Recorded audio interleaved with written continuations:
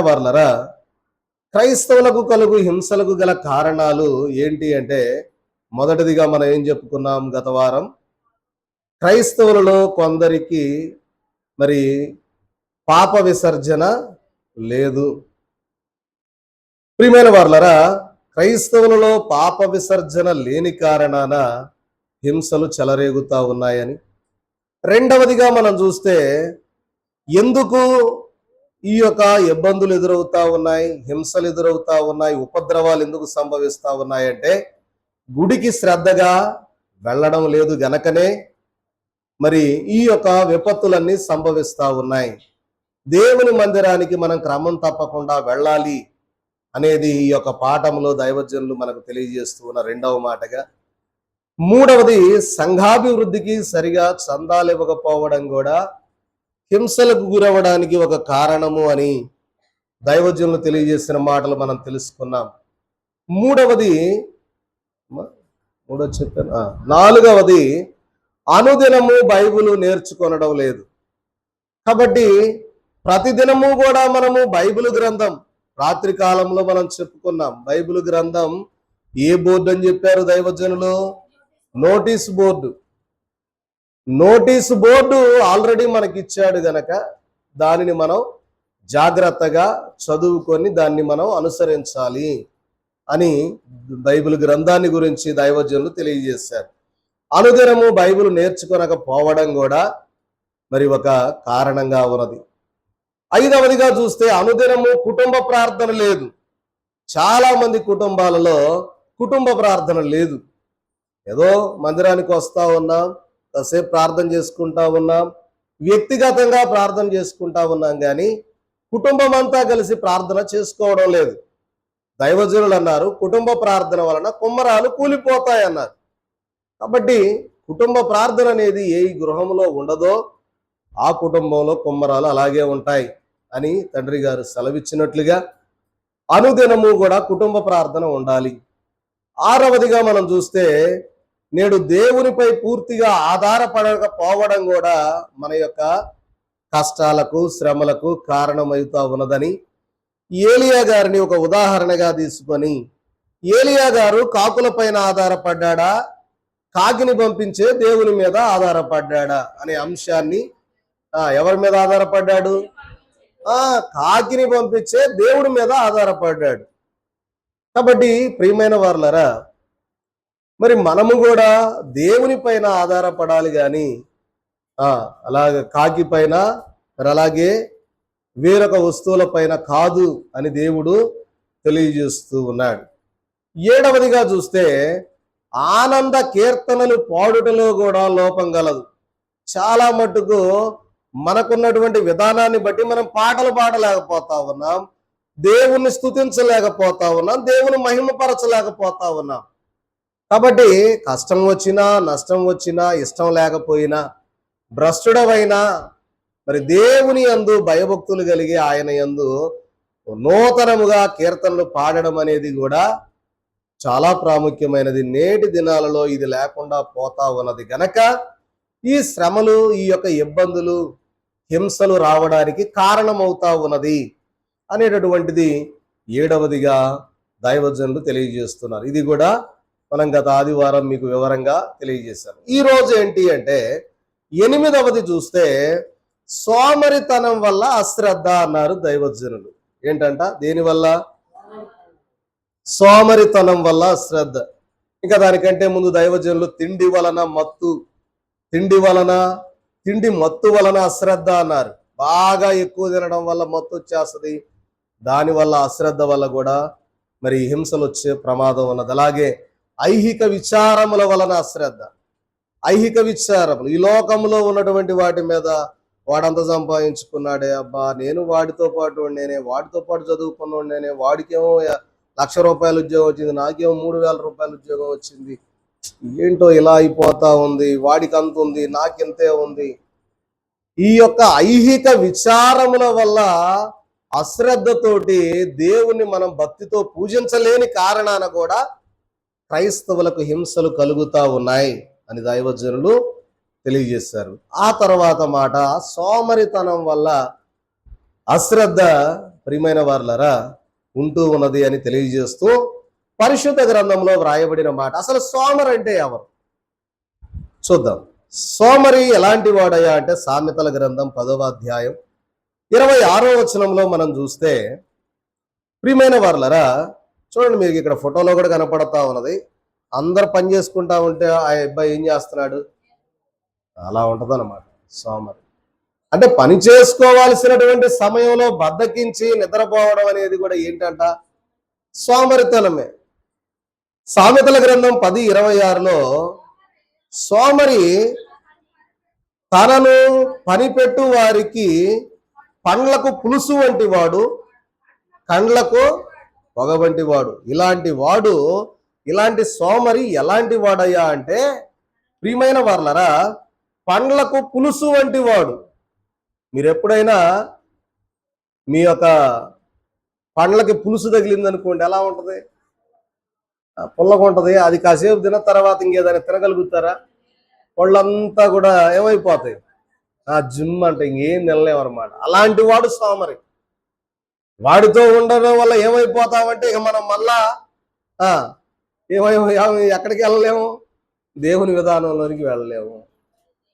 కాబట్టి సోమరి వల్ల పండ్లకు పులుసు లాంటి వాడు, కళ్ళకు పొగ లాంటి వాడు. పొగ పోతా ఉందనుకోండి, కళ్ళు తెరిచి ఎంతమంది పొగలో వెళ్ళగలుగుతారు? ఎవరిని వెళ్ళగలుగుతారా? వెళ్ళలేము.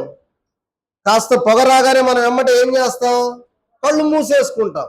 అంటే సోమరి యొక్క పరిస్థితి ఎలా ఉంటదయ్యా అంటే, పండ్లకేమో పులుసు లాంటి వాడు, పళ్ళు పులిసిపోయేటట్టు ఉంటది వాడితో సహవాసం. అలాగే కండ్లకు పొగలాంటి వాడు. కాబట్టి అట్టి సోమరి వలన అశ్రద్ధ చేస్తే, ప్రియమైన వారలరా, అటు అశ్రద్ధ వలన కూడా మరి హింసలు చెలరేగేటటువంటి కారణం ఉన్నది అని తెలియజేస్తూ, అదే సామెతల గ్రంథం 12:27లో కూడా మరి సోమరిని గురించి వ్రాస్తూ ఉన్న మాట సొలొమోను గారు, సోమరి వేటాడినను పట్టుకొనడు, చురుకుగా నుండుట గొప్ప భాగ్యము అంటున్నాడు. ఏమంటా ఉన్నారయ్యా అంటే, సోమరి కష్టపడి ఒకవేళ ఈరోజు ఏటాడదామని చెప్పి ఒకవేళ ఏటాడినా ఆ వేటాడినటువంటి వస్తువు అక్కడ పడ్డా కూడా దాన్ని తెచ్చుకోవడానికి వెళ్ళలేడంట. ఏం తెచ్చుకుందాంలే అంటే ఎలా ఉండిపోయింది ఆయన పని, సోమరి స్థితి ఎలా ఉంది? వేటాడినా కూడా దాన్ని తెచ్చుకునేటువంటి విధానం లేదు సోమరి దగ్గర. దానివల్ల ఏమైనా ఉపయోగం ఉండిద్ది అంటారా? పంట వేసాము, పంట బాగా పండింది, పంట కోసుకోవటానికి వెళ్ళడానికి బద్ధకం వేసింది. నష్టమా లాభమా? ఎందుకు లాభం కాదా? కాదు.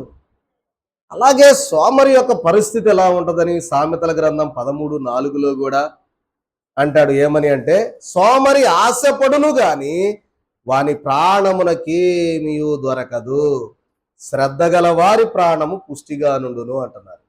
సోమరి ఆశపడతాడు, ఇది చేయాలా, అది చేయాలి, ఇది చేయాలంటాడు, అట పడుకొని నిద్రపోతాడు. అర్థమవుతుందన్నమాట. మరణాత. కాబట్టి ప్రియమైన వారలరా, సోమరి తనముగా మనం ఉండడం అనేది దేవుని యొక్క మన యొక్క ఆత్మీయ జీవితంలో మన పరిస్థితి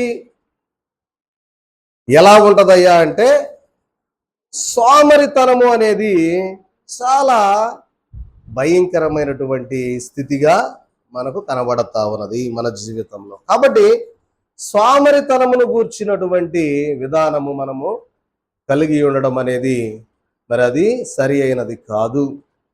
కాబట్టి 15:19 అదే సామెతల గ్రంథం 15:19లో అంటాడు, సోమరి మార్గము ముళ్ళ కంచె, యథార్థవంతుల త్రోవ రాజమార్గం. కాబట్టి సోమరి యొక్క మార్గము కూడా ఏంటి అంటే అది ముళ్ళ కంచె లాంటిది, అందులోకి ఎవ్వరూ కూడా వెళ్ళలేరు.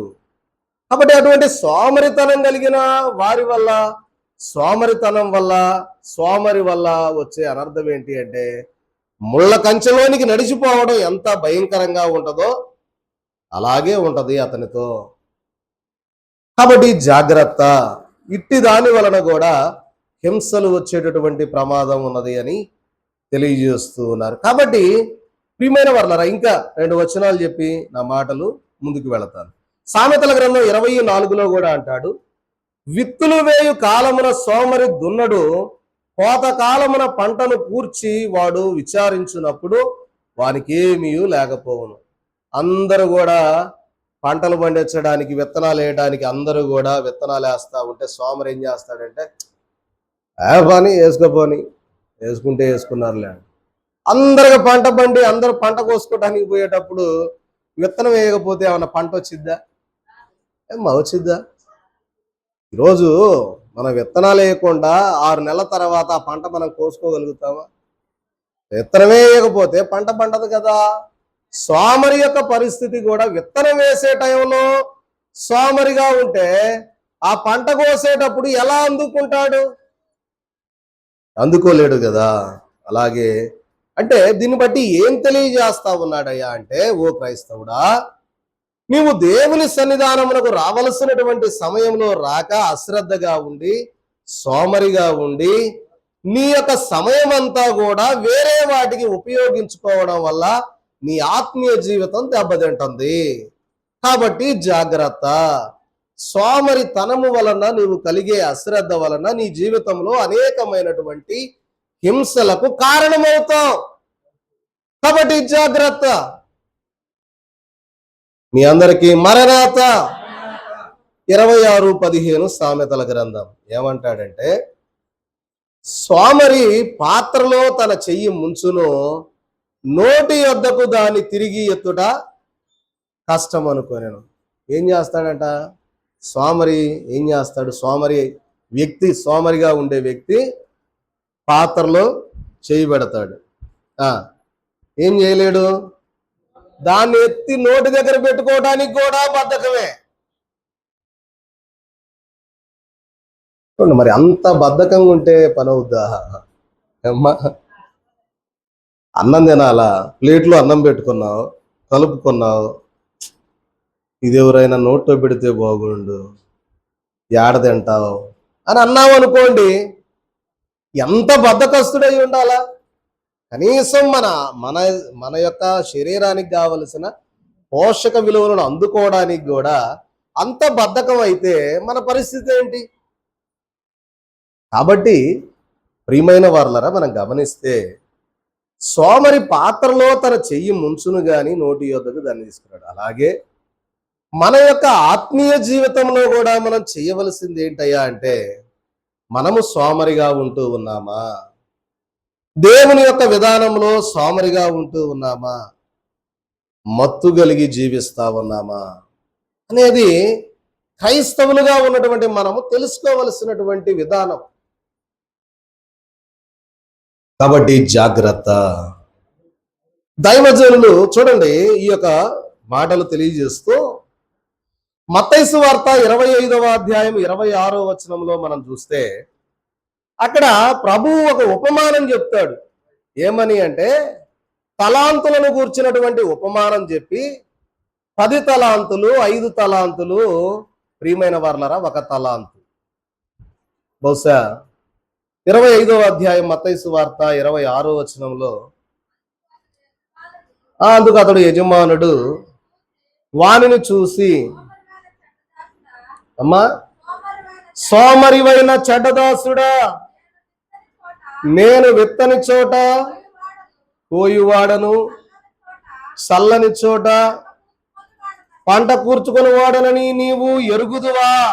అట్లయితే నీవు నా సొమ్ము సహకారుల యొద్ద ఉంచవలసి ఉండను. అంటే ఇక్కడ ఏం చెప్తా ఉన్నాడంటే, ఈ సోమరి ఏమనుకున్నాడంటే, ఆ ఇచ్చిన 1 తలాంతుని జాగ్రత్తగా భూమిలో దాచిపెట్టి ఏమంటా ఉన్నాడయ్యా అంటే, నా యజమానుడు వస్తాడు, ఆయన కంపల్సరిగా ఆ తలాంతు అడుగుతాడు, కాబట్టి దీన్ని మనం ఏం చేయాలి అంటే, దీన్ని దాచిపెట్టి ఆయన వచ్చినప్పుడు ఆయన తలాంతు ఆయనకి ఇద్దాం, మనకెందుకు ఆ గోల?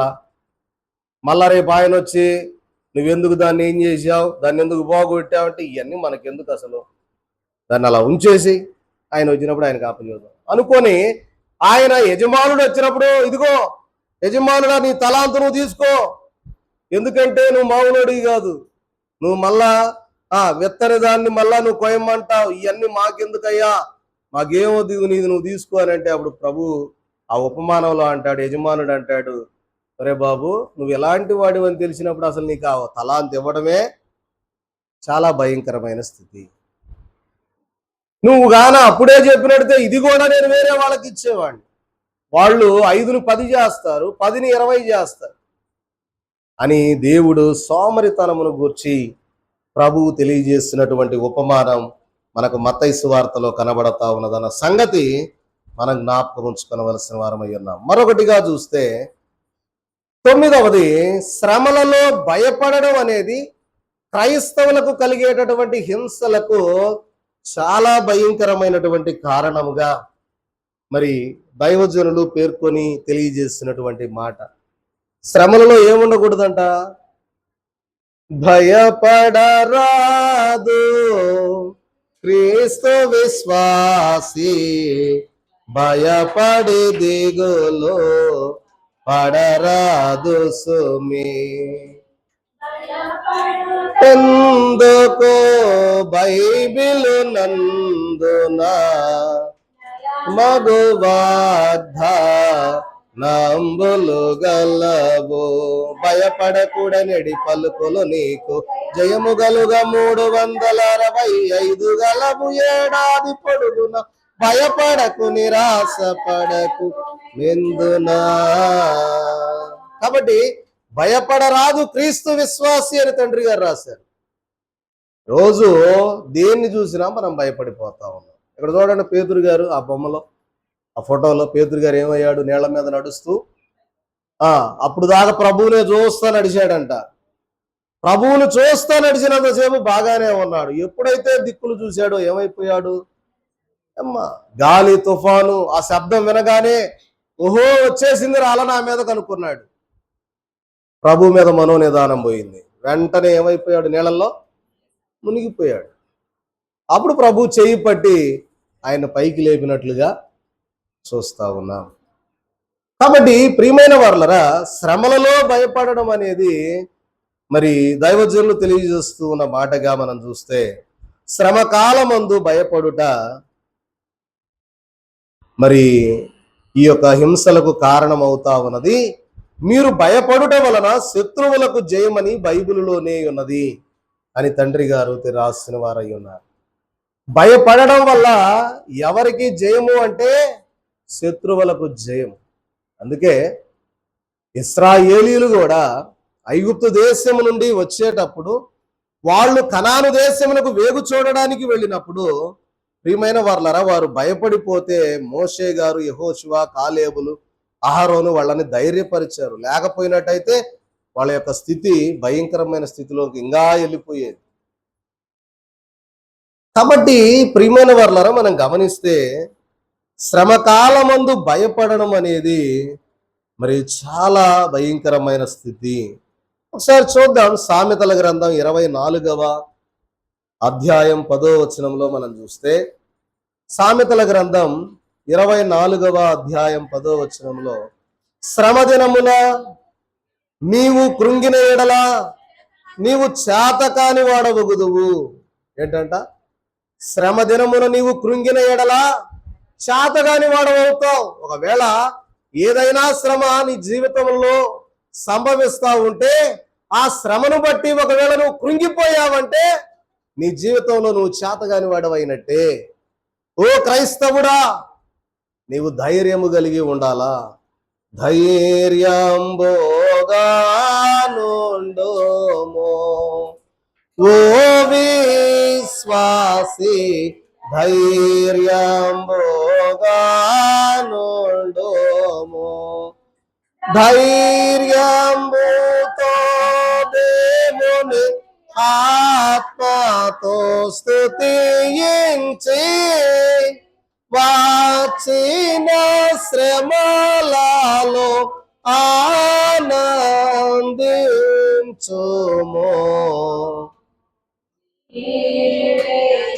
యని నమ్మిక. కాబట్టి ప్రియమైన వారలారా, ధైర్యంబుగా ఉండుము ఓ విశ్వాసి, వచ్చిన శ్రమలో ఆనందించి దేవుణ్ణి స్తుతించాలి అంటున్నారు. కాబట్టి శ్రమ దినాలలో ఉన్నప్పుడు మనము దేనికి భయపడకూడదు. కాబట్టి భయపడుట వలన భయంకరమైనటువంటి స్థితిలోనికి మనం వెళ్ళిపోయేటటువంటి స్థితి కనబడతా ఉన్నది అని దైవజనులు కొన్ని ఉదాహరణలుగా తెలియజేసిన మాటలు ప్రియమైన వారులారా నేను మీకు తెలియజేస్తున్నాను.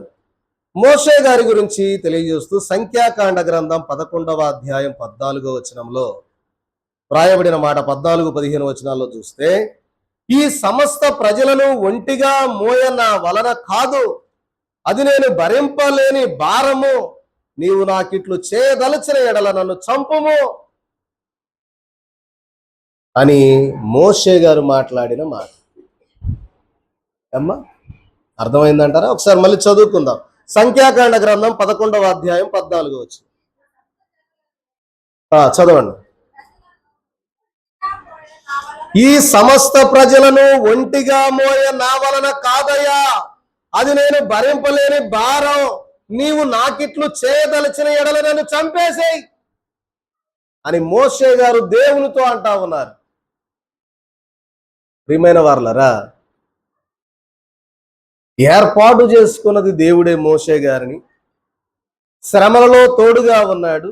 ఐగుప్తు దేశములో వారిని 10 తెగుళ్ళ నుండి ఇశ్రాయేలులను కాపాడినటువంటి దేవుడు మోషే గారు సంఖ్యాకాండ గ్రంథంలో వ్రాసిన మాట, వాళ్ళ ఆగడాలు చూసి, వాళ్ళ యొక్క వికృత శాస్త్రాలు చూసి, భయంకరమైనటువంటి స్థితి చూసి మోషే గారికి చిరాకు వచ్చేసి, భయం, ఇంకా వీళ్ళని మనం ఆ కనాను చేర్చలేం, ఎంత భయంకరమైన ఇట్లాంటి మనుషులను తీసుకొని నేను ఆడబోతాను ఆ కనానుకి అని చెప్పి ఏమంటా ఉన్నాడంటే, ఈ సమస్త ప్రజలను ఒంటిగా మోయన వలన కాదు, నేను ఒక్కడిని నడిపించలేను, నేను ఒక్కడిని తీసుకెళ్ళలేనయ్యా, ఇది నా వల్ల కాదు, కాబట్టి ఇది నేను భరింపలేని భారం, నీవు నాకిట్లు చేయదలచిన ఎడల ఇలాగేగా నన్ను తీసుకెళ్ళేటట్టయితే వద్దు, నన్ను ఇక్కడే చంపేసే, ఇంక నా వల్ల కాదన్నాడు.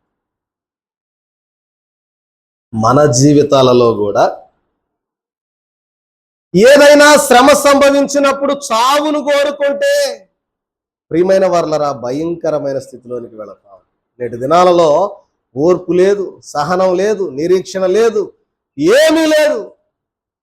ప్రియమైన వారలారా ఎంత భయంకరమైన స్థితి అంటే, తల్లిదండ్రులు తిడితే అలిగెళ్ళిపోవటం, ఎక్కడ ఉంటాడో తెలియదు. కోపం వచ్చిన దెబ్బలు కొడితే వాడు మళ్ళా రేపు కనపడతాడో లేదో భయం తల్లిదండ్రులకి. ఇలా బిడ్డల యొక్క పరిస్థితి ఇంత భయంకరంగా తయారవుతుంది. కాబట్టి ప్రియమైన వారలారా, మరి నేటి దినాలలో ఇలాంటి పరిస్థితులు ఉన్నటువంటి తరుణంలో మనం జాగ్రత్త కలిగి ఉండాలి బిడ్డల విషయంలో అని మీకు తెలియజేస్తున్నాను. కాబట్టి ఇంత భారం నేను భరించలేనయా, నన్ను చంపేసేయా అంటున్నాడు మోషే గారే.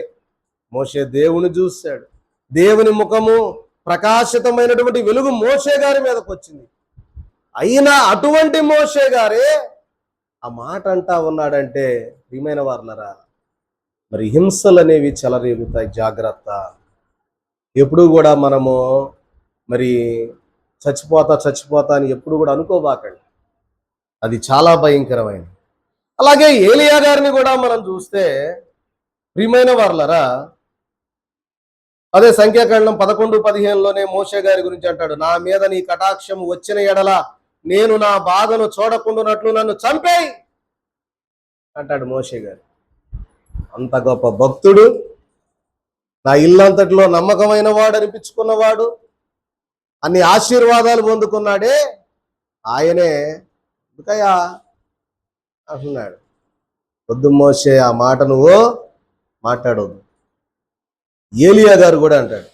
రాజుల మొదటి గ్రంథం 19వ అధ్యాయం 2వ వచనంలో అక్కడ నుండి మనం చూస్తే 2, 3, 4 వచనాలు నేనే చదువుతాను. యెజెబెలు ఒక దూత చేత ఏలియాకు ఈ వర్తమానము పంపించెను, రేపు ఈ వేళకు నేను నీ ప్రాణమును వారిలో ఒకరి ప్రాణము వలె చేయని ఎడల దేవుడు నాకు గొప్ప అపాయము కలుగజేయును గాక అనగానే, కాబట్టి అతడు ఈ సమాచారం తెలుసుకుని లేచి తన ప్రాణము కాపాడుకొనుటకైపోయి యోధా సంబంధమైన వేర్షెబకు చేరి అచ్చట ఉండుమని. ప్రియమైన వారలారా, మరి అలాగూ వెళ్ళడం అనేది కూర్చొని ఆయన 4వ వచనంలో 19వ అధ్యాయం 4వ వచనం మొదటి రాజుల గ్రంథంలో అంటాడు, తాను ఒక దిన ప్రయాణము అరణ్యములోనికి పోయి ఈ యొక్క బదరి వృక్షము కింద కూర్చొని మరణాపేక్ష గలవాడై యెహోవా, నా పితరుల కంటే నేను ఎక్కువ వాడినా కానయ్యా, ఇంత మట్టుకు జాలింగా నా ప్రాణం తీసేసుకో అని చెప్పి ప్రార్థన చేశాడు. అంటే భయపడిపోయాడు. ఎందుకు భయపడ్డాడు? ప్రియమైన వారలారా, 450 మంది బయలు ప్రవక్తలని వారి ముందు శపథం చేసి దేవుణ్ణి మహిమపరిచినటువంటి ఏలియా గారే ప్రియమైన వారలారా ఒక స్త్రీ విషయంలో రాణి అన్నది నిన్ను ఈ రోజు చంపేస్తాననగానే 450 మంది బయలు ప్రవక్తలను చంపినటువంటి ప్రవక్త ఒక్కసారిగా ఏమైపోయాడు అంటే మరణాపేక్ష గలవాడైపోయి బదరి వృక్షము అనగా మన భాషలో రేగి చెట్టు, ఆ రేగి చెట్టు కిందకు వెళ్ళి కూర్చొని దేవునికి ప్రార్థన చేస్తున్నాయా, ఎందుకయ్యా, నేను నా పితరుల కంటే నేనేం పెద్ద ఎక్కువైనోడిని కాదు, గొప్పవాడిని కాదు, ఇక చాలు నా ప్రాణం తీసేసుకో. అంటే భయాన్ని బట్టి ఏం చెప్తా ఉన్నామంటే ప్రియమైన వారలరా, మన పైకి మనమే హింసలని తెచ్చుకుంటా ఉన్నాం. కాబట్టి అలా చేయొద్దు అనేది ఈ యొక్క భావం. అలాగే యోబు గ్రంథంలో కూడా అంటాడు, యోబు 3:11 అంటాడు, గర్భము నుండి బయలుదేరగానే నేనేలా ప్రాణం విడవకపోతిని. ఈ శ్రమలు ఏంటండి, అసలు ఈ శ్రమలు అనుభవించే కంటే నా తల్లి గర్భములో నుండి నేను బయటికి రాగానే చచ్చిపోతే అసలు ఈ గోలే ఉండేది కాదు కదా. యోబు ఎంతటి భక్తుడు. కాబట్టి యోబు గారు కూడా ఏమంటా ఉన్నాడు ఆ శ్రమలను బట్టి. యోబు శ్రమలు మామూలు శ్రమలు కాదు.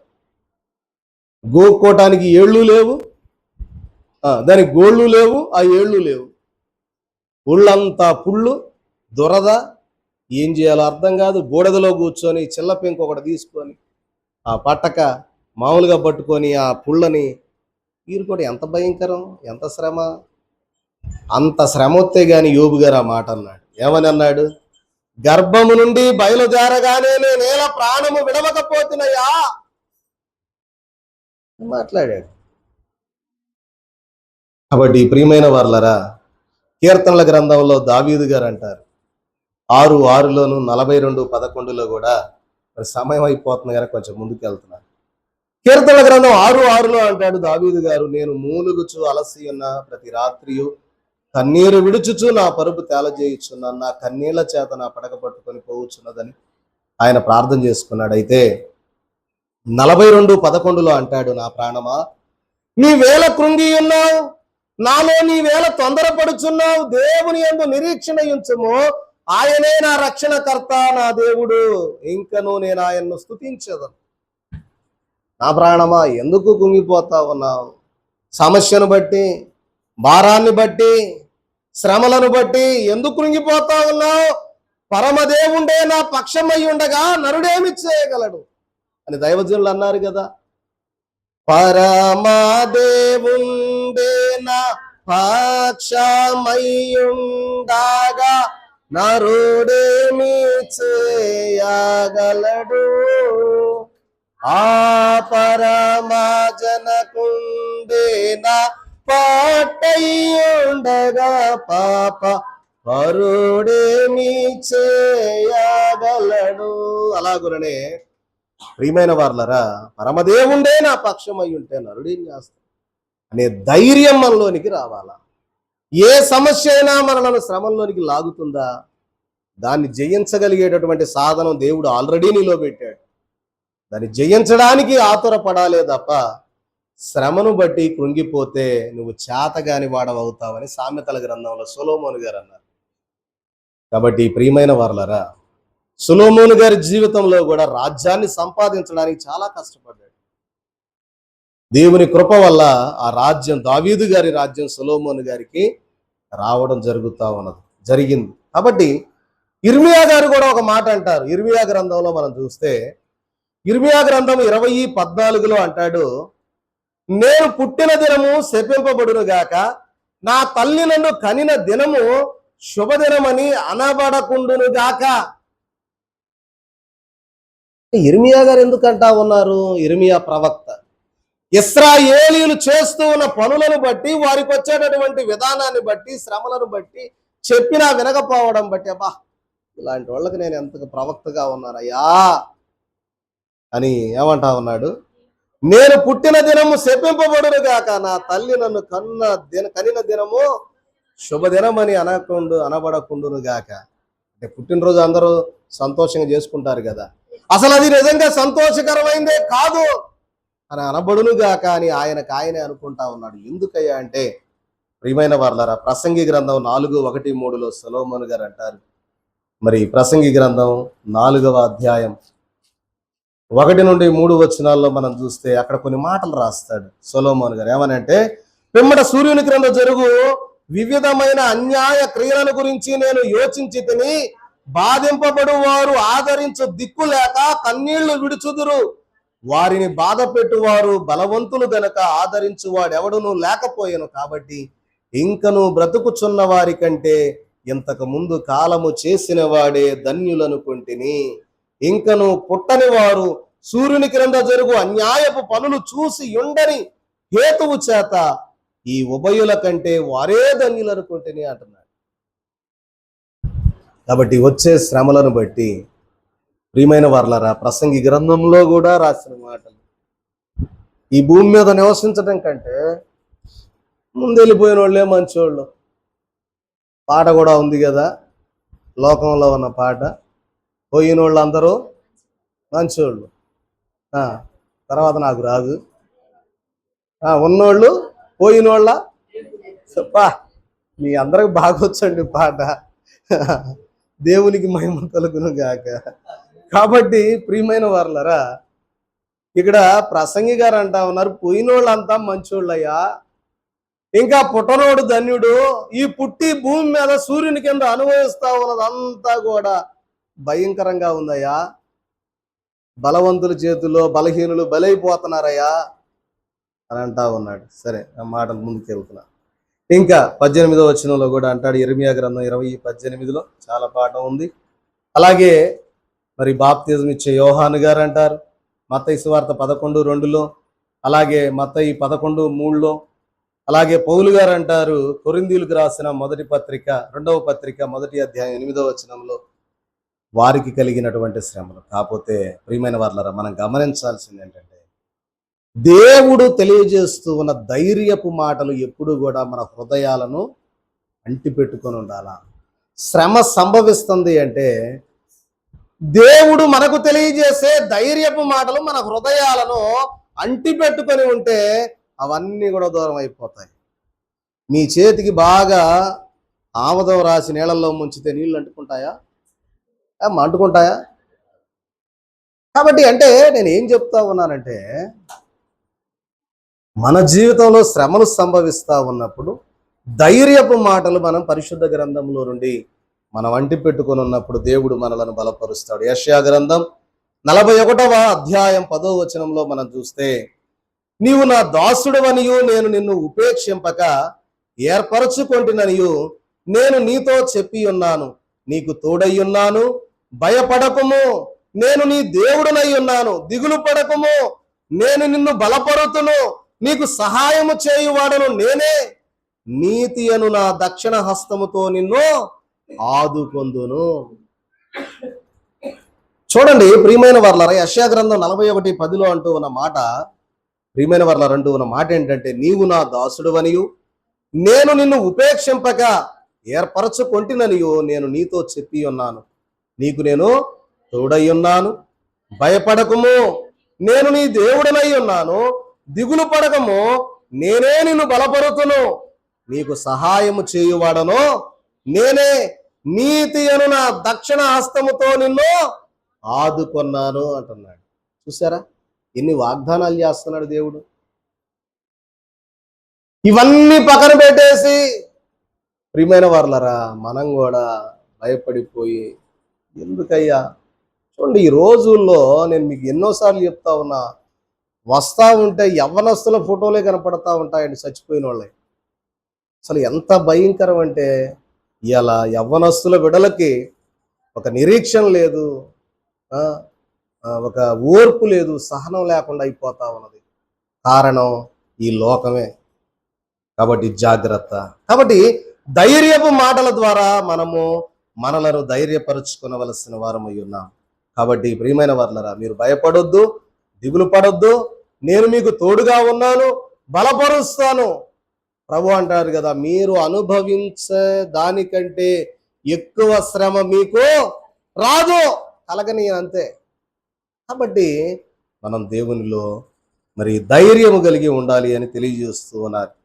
కాబట్టి భయపడక, శ్రమకాలం ముందు భయపడక ధైర్యపు మాటలు కలిగి ఉండాలని కొరింథీయులకు రాసిన 2వ పత్రిక 4, 8, 9 వచనాలు చూడండి, ఒకసారి చూద్దాం. కొరింథీయులకు రాసిన 2వ పత్రిక 4వ అధ్యాయం 8, 9 వచనాల్లో చూస్తే, ఎటు బోయినను శ్రమ పడుచున్నాను, ఇరికింపబడు వారము కాము, అపాయములో నున్నను కేవలము ఉపాయము లేని వారము కాము. అయితే ఇక్కడ ఏమంటా ఉన్నారంటే, ప్రియమైన వారలారా, 9వ వచనంలో చూస్తే, తరమబడుచున్నను దిక్కులేని వారము కాము, పడద్రోయబడిను నశించు వారము కాము. ఎందుకంటే దేవుడు మనకు తోడై ఉన్నాడు. పౌలు మహాభక్తుడు అంటున్నాడు కొరింథీ సంఘానికి రాస్తూ, ఏమంటా ఉన్నాడయ్యా అంటే, ఎటు పోయినా శ్రమ పడతా ఉన్నాం. ఎడబోయినా శ్రమే, ఆడిపోయినా శ్రమే, అయినా ఇరికింప బడువారము కాము. కాబట్టి అపాయములోనున్నను కేవలము ఉపాయము లేని వారము కాము. మాకు ఉపాయం చెప్పేవాడు ఎవరయ్యా అంటే దేవుడే. కాబట్టి మన జీవితాలలో కూడా ఎన్ని అపాయాలు సంభవించినా దేవుణ్ణి అడిగితే తప్పకుండా నీకు సన్నిధిలోనే ఉపాయం చెబుతాడు. ఏం చెబుతాడు చెప్పాల? ఉల్లిపాయ కాదు, ఏం చెబుతాడు? అది గట్టిగా చెప్పండి మీరు. ఉపాయం చెప్తాడు. కాబట్టి ప్రియమైన వారలారా, సన్నిధిలోనికి వెళ్ళి అయ్యా అని చెప్పి అడిగితే అయ్యో అనబాగండి. అవనాలా? అయ్యా అంటే గౌరవం అన్నమాట. అయ్యో ఏందయ్యా ఇదే అన్నామనుకోండి, వీడికి ఇంకా తగ్గలేదు, కాసేపు ఉండురా అంటాడు. కాబట్టి జాగ్రత్త. కాబట్టి దేవునితో మనం మాట్లాడేటప్పుడు కూడా జాగ్రత్తగా మాట్లాడాలి. సన్నిధిలో మాట్లాడేటప్పుడు ప్రభువు పరిశుద్ధుడు, ఆయనతో జాగ్రత్తగా మాట్లాడాలా. దేవా, ప్రభువా, అయ్యా, దీనున్నయ్యా, నీ దీనదాసున్నయ్యా, చెప్తావా ఇవా? అయ్యపోతే పో, నేను పోతున్నాలే అని అంటే అమ్మా, అదొక ప్రార్థన, అదొక టైప్ అన్నమాట. అంటే కొంతమందికి ఆ ప్రార్థన కూడా దేవుడు అంటాడు, చెప్తావా ఇవా? నువ్వు ఇచ్చేటైతే ఉంటా, లేకపోతే వెళ్ళిపోతా. తండ్రి దగ్గర కుమారుడు కూడా అడిగాడు అనుకోండి, ఏం చేద్దాం? రే పోబాగరా, రారా నాయన, రా ఇట్రా, ఏం కావాలి నీకు, కూర్చో. పద్దాకులు పోతా పోతా అంటావేంద్రా, స్థిరంగా కూర్చో, ఏం కావాలో చెప్పు, అది వద్దులే కానీ తీసుకుపో అంటాడు. అట్లానే దేవుడు కూడా మన జీవితాలలో, ప్రియమైన వారలారా, మనం అడిగింది కాకపోయినా, మనం అవసరం లేనిది అడిగినా అది వద్దులే, అవసరమైంది తీసుకో అని ప్రభువు చెప్పి నచ్చజెప్పేస్తాడు. కాబట్టి నా మాటలు ముగిస్తూ ఉన్నాను, సమయం అయిపోతున్నది. కానీ కీర్తనల గ్రంథం 34:18 అంటాడు, విరిగిన హృదయము గల వారికి యెహోవా ఆసన్నుడు, నలిగిన మనస్సు గల వారిని ఆయన రక్షించును. కీర్తనల గ్రంథం 34:18 ఏంటంట? విరిగిన హృదయము గల వారికి యెహోవా ఆసన్నుడు, సమీపస్తుడు. నీ హృదయం విరిగిపోయిందా? నీ జీవితంలో ఏ కార్యం జరగడం లేదని చెప్పి విసిగిపోయావా? నీ జీవితంలో ఎటువంటి అసలు ఉత్సాహభరితమైనటువంటి స్థితే లేకుండా పోతా ఉన్నదా? విరిగిపోయిందా మనస్సు? పాలు ఇరిగిపోతే ఏమైపోతాయి? పాడైపోతాయి. కాబట్టి నీ హృదయం విరిగిపోయి నలిగిపోయిందా? దా కూర్చో, నువ్వు కూర్చుంటే నేను బాగు చేస్తాను. అటువంటి వారికి ఆయన ఆసన్నుడు, సమీపస్తుడు, దగ్గరవాడు. కాబట్టి ప్రియమైన వారలారా, విరిగిన హృదయము గల వారికి యెహోవా ఆసన్నుడు, నలిగిన మనస్సు గల వారిని ఆయన రక్షించును. కాబట్టి వేదనలో కన్నీరు గారుస్తూ ఉన్నప్పుడు తప్పకుండా నీ కన్నీటికి దేవుడు జవాబు అనుగ్రహిస్తాడు. దేవునికి మహిమ కలుగును గాక. ఆమేన్. ప్రియమైన వారలారా, చివరిగా ఇంకొక మాట చెప్పి నా మాటలు ముగిస్తా ఉన్నా. ఏంటయ్యా అంటే, మరొకటి తెలియజేస్తున్నటువంటి మాట దైవజనుడు ఒక కారణం. మరి ఇక్కడ నేను ఫోటో అది పెట్టలేదు, కానీ 10వదిగా ఏంటి అంటే ప్రార్థనలో విసుగుదల ఉండకూడదు. ఏముండకూడదంట? ప్రార్థనలో విసుగుదల ఉండకూడదు. విసుగున్నచో సిద్ధి వెనకకే పోవును అన్నారు దైవజనుడు. విసుగుదల చెందరాదు, ప్రార్థన నెరవేర్పు తక్షణమే రాదు. విసుగున్నచో సిద్ధి వెనకకే పోవును, వసించుడి దేవుని ఏంటంట వాగ్దానం, బటుల వలె నిలువుడి. కాబట్టి ప్రియమైన వార్లరా, మనము హింసలకు గురి కావడానికి కారణం ఏంటి అంటే విసుగుదల. 10వ అంశం విసుగుదల. విసుక్కుంటాం, నెరవేరకపోతే విసుక్కుంటాం. కానీ మనం చేసేవి చేస్తున్నామా? మనం చేసేవి చేయకుండా దేవుని మీద విసుక్కుంటే ఎంత మటుకు అది సరిపోద్ది చెప్పండి? కాబట్టి ఇందాక నేను చెప్పా సోమరి గురించి. పంట వేయడు, కానీ పంట కోసేటాయని అందరిని చూసి ఏమనుకుంటాడు? నాకు పంట రాలేదే, వచ్చింది పంట వేయకపోతే పంట వచ్చిద్దా? అట్లానే మనము చేయవలసిన కార్యాలు చేయకుండా ఫలితాన్ని ఆశించాలంటే ఎట్లా వస్తుంది? అది రాలేదని నువ్వు విసుక్కుంటా విసుక్కుంటే నీ దీవెన దూరంగా వెళ్ళిపోద్ది. కాబట్టి చూద్దాం ప్రియమైన వారలారా, కొంతమంది, నేను ఎక్కువ చెప్పను కానీ సమయం లేదు కనుక ఒక 4 వ్యక్తుల గురించి ఊరక మీకు చెప్తా, తర్వాత చదువుకోండి. దావీదు గారు కీర్తనల గ్రంథం 13:1-2 మనం చూస్తే అంటాడు, ప్రభువా నీవు నన్ను ఎప్పటికీ మరిచిపోయేదవా? ఏమంటున్నాడు? నీవు నన్ను ఎప్పటికీ మరిచిపోయేదవా? నిత్యము నన్ను మర్చిపోతావా? దావీదు భక్తుడు దేవుణ్ణి అడుగుతూ ఉన్న విధానం చదవండి అయ్యా. యెహోవా ఎన్నాళ్ళ వరకు నన్ను మర్చిపోదు? నిత్యము మర్చిపోతావా? నాకెంతకాలం విముఖుడవై ఉంటావయ్యా? ప్రియమైన వారలారా, ఏమంటా ఉన్నారు? దావీదు భక్తుడే ఎంతకాలం నన్ను మర్చిపోతా, ఏంటి ప్రభు అని ఇసుక్కుంటా ఉన్నాడు. ఇసుక్కుంటే పని కాదు, కూర్చోవాలా, కూర్చుంటే పని అవుద్ది. కాబట్టి దావీదు గారు తన ప్రార్థనలకు తక్షణం సమాధానం రాకపోవడంతో విచారానికి గురయ్యాడు. ప్రార్థనకు నెరవేర్పు రాట్లా, ఎన్ని ప్రార్థనలు చేసినా నెరవేర్పు రాట్లా, విచారానికి గురై మాట్లాడుతూ ఉన్న మాట. 2వదిగా చూస్తే హన్నా గారు, 1 సమూయేలు గ్రంథం 1-10-11 ఆమె కూడా అక్కడ కన్నీరు గారుస్తూ తన ప్రార్థనకు ఎన్ని సంవత్సరాలైనా ఫలం రాకపోవడంతో ప్రియమైన వారలారా, హన్నా తన దుఃఖాన్ని దేవుని ముందు కుమిలిపోయి ప్రార్థన ద్వారా వ్యక్తపరిచినట్లుగా చూస్తున్నాం. చాలా కాలంగా పిల్లలు లేకపోవడంతో ఆమెలో ప్రియమైన వారలారా విసుగుంది, అయినా ప్రార్థనలో ఉంది. విసుగుంది, అయినా ప్రార్థన విడిచిపెట్టకుండా ఆయనతో అంటి పెట్టుకొని ఆ విసుగుని పక్కన పెట్టేసుకొని ఇన్ని సంవత్సరాలు దేవుడు నన్ను జ్ఞాపకం చేసుకోలేకపోయాడు, అయినా సరే ఆయన సన్నిధిలో నేను ఉంటే తప్పకుండా ఆయన నా మాట వింటాడని హన్నా గారు ఉంది. అలాగే ఏలియా గారి ప్రవక్త గురించి ఇందాక మనం మాట్లాడుకున్నాం. అలాగే 4వదిగా చూస్తే యోనా ప్రవక్త మనకు అక్కడ కనపడతాడు. యోనా గ్రంథం 4:3 యెహోవా నీవు నాకు ప్రియమైన వారలారా, దేవుడు నినివేను మరి క్షమించగలిగినప్పుడు యోనా తీవ్రంగా నిరాశకు గురయ్యాడు, విసుగుదల చెందాడు. ఏమయ్యా, అసలు నువ్వు రక్షించేటట్టయితే నన్ను ఎందుకు అంత దూరం నుండి ఎక్కడికి తీసుకొచ్చావు? నేనేదో ఆడుండేవాడిని, నాకు తెలుసు నువ్వు వాళ్ళని రక్షిస్తావని తెలుసు, అయినా కూడా నన్ను పంపించావు అని చెప్పి దేవుడి మీద విసుక్కున్నాడు యోనా. విసుగుదల వద్దు. కాబట్టి ప్రభు ఏం చెప్తా ఉన్నాడంటే ఇది రాసుకోండి. లూకాసు వార్త 18:1-8 ఏం మాటలు మనకు కనబడతాయంటే, ప్రియమైన వారలారా, మరి ఒక విధవరాలైనటువంటి స్త్రీ ఏం చేస్తుందంట అమ్మా? చూడండి ఒకసారి. ప్రార్థన చేయడంలో విసుగుపడకుండుటకు నిత్యము కూడా ఏం చేస్తుందంట? ప్రార్థన చేయొచ్చు.